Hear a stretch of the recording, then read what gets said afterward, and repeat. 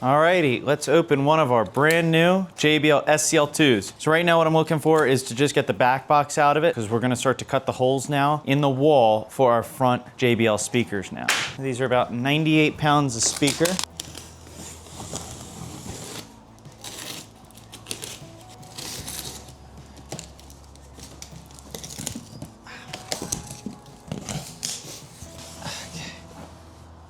Okay.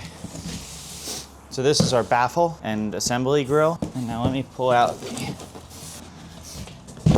It's okay, we'll just leave it in there.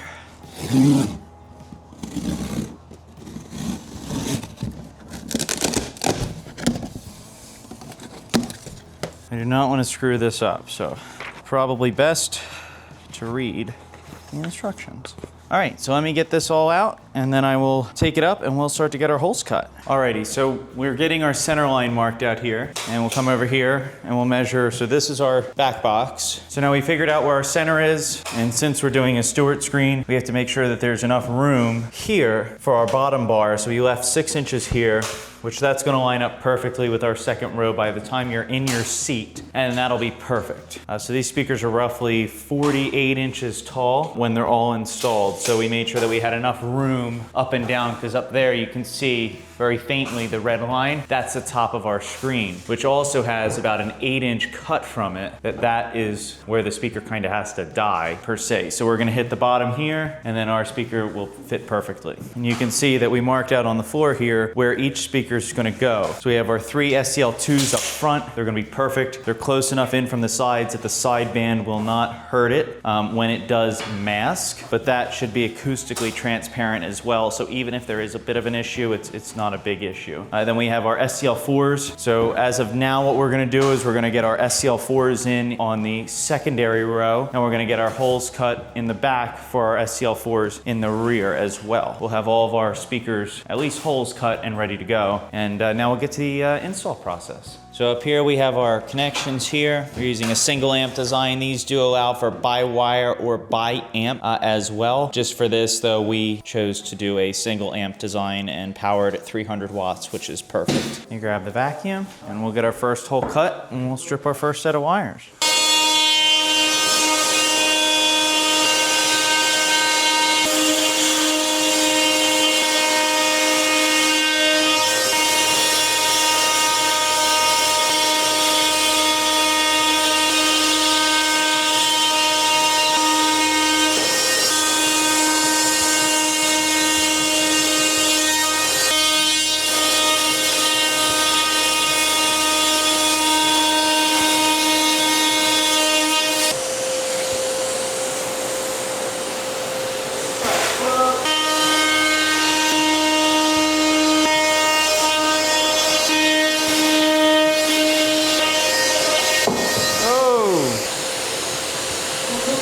All right, so we're gonna have to then pack rock wool against that, because you gotta, shove that. We're gonna, even if we have to half size a piece of rock wool, I don't want it to rattle that glass. So we're gonna pack a piece of rock wool in the back here. But I'm really happy that my control wires are here. That's highly important.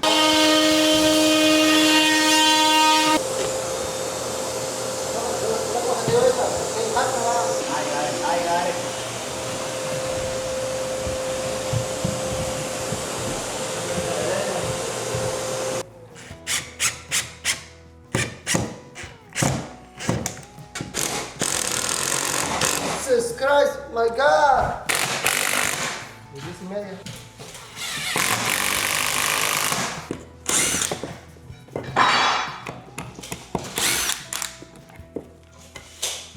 I will tell you, this is very secure.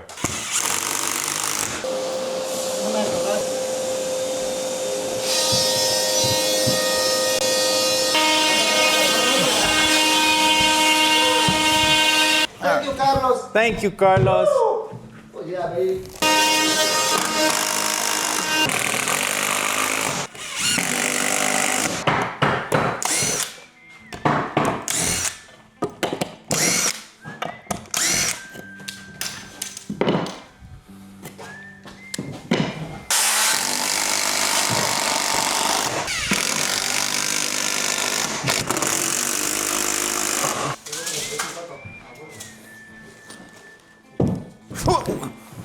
fly. Where? What the? Come on, man.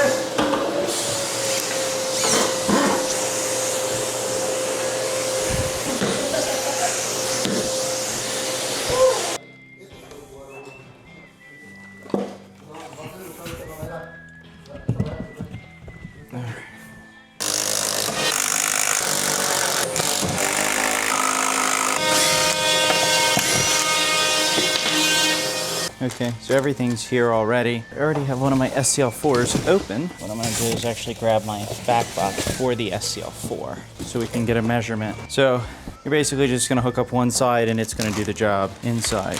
I actually really love how the SCL-2 is mounted.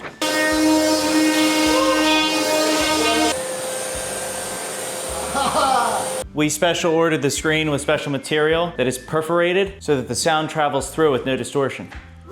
Oh yeah, this is a science. 300 watts of speaker, so you have like 900 watts of front power. Then you have your sides, your rears, and your heights. So you're gonna have one set of heights here, and then one set of heights up there.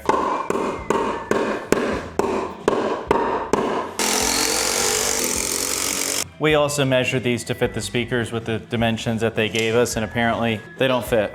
I don't know how they don't fit, but we try to follow the instructions to the best of our abilities. Come on, man. Perfect.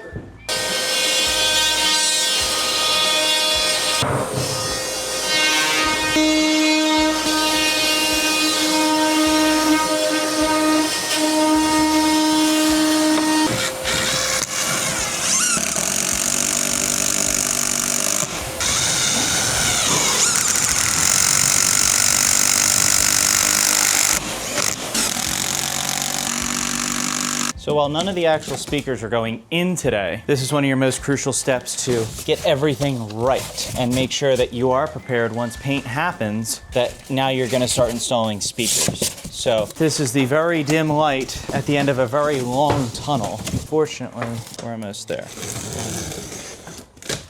Now, if you're building a theater of this size and of this magnitude, it doesn't happen in a couple weeks. Especially if you're building the room from scratch and you're putting everything into it. Product normally takes 6 months to get here because a lot of it's build to order. SCL2s took about 5 months after order. You know, SCL4, the last one still won't be here till July. You know, so stocking constraints are definitely problematic. But, you know, you could look at like a 9-month project in total and say, hey, you know, it's probably gonna take roughly 9 months. It's a lot of custom work. It's a lot of finishing. It's a lot of, so many different trades have to be in and involved for the project to run smoothly. You need your contractors, your electricians, your drywallers, your spacklers, your painters, your installers, your AV integrators. It's a process. You know, you're not just throwing in a home theater that we bought from Best Buy and we called it a day. I mean, this is a highly custom build. Now you can go buy off-the-shelf components and you can do this with a Laura, you can do this with whatever other brand is easy to get, but if you're looking for high performance and you're looking for that, you know, Trinov processor, the synthesis lineup, you will just unfortunately have to play the waiting game because it's very rare that people carry this stuff in stock because it's not a, you know, maybe the really big theater dealers do, but you know, that's truthfully far and few between that they're carrying something of this nature. But just understand it takes time. So when like an installer, if you ever get it quoted and they say, well, you know, it's a 9-month project, don't be like, oh, that's ridiculous. It's really not.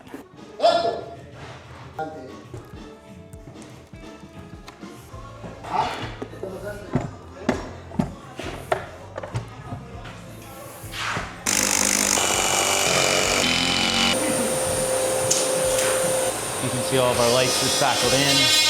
We have our linear vents. And then we'll cut in our ceilings and we'll be ready to rock and roll. I only have one more SCL-4 and I'm waiting on my last one, which will be here July 1st. All right, and there's our wire. Look at that, we did a really good job. So exciting. I mean, we're relatively good. The only 4 left, we can't really cut until we're painted and done in here. If I pick paint colors, I mean, we got a little bit more spackling to touch up and we can paint this room and plastic it off.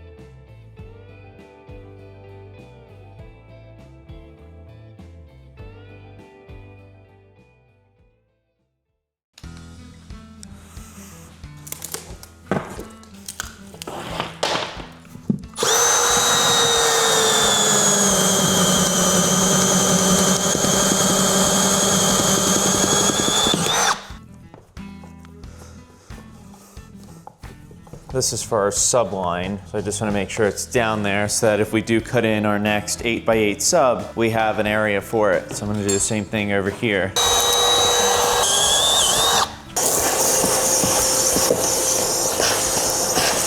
And that's not going to impede the speaker because it's behind our structure. So 10 gauge wire is fairly hard to strip, and these strippers are not meant for 10 gauge wire. Their lowest is 12 stranded, so a little bit more challenging. They do make strippers for it, but one tool I don't have. All right, let me open up an SCL-4 and we'll get that put in.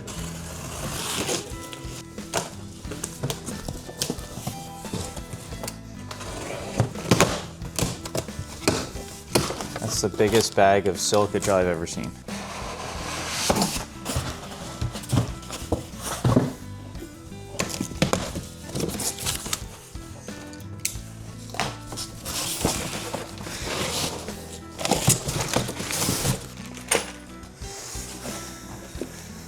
I should use speaker snaps, but they don't fit the 10 gauge wire.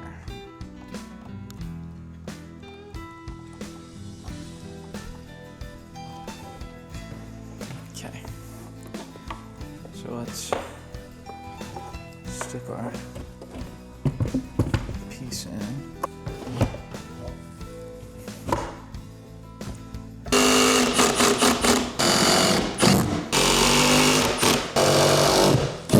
I have a feeling that we're going to be screwing through the sides of these, so it can't protrude that far.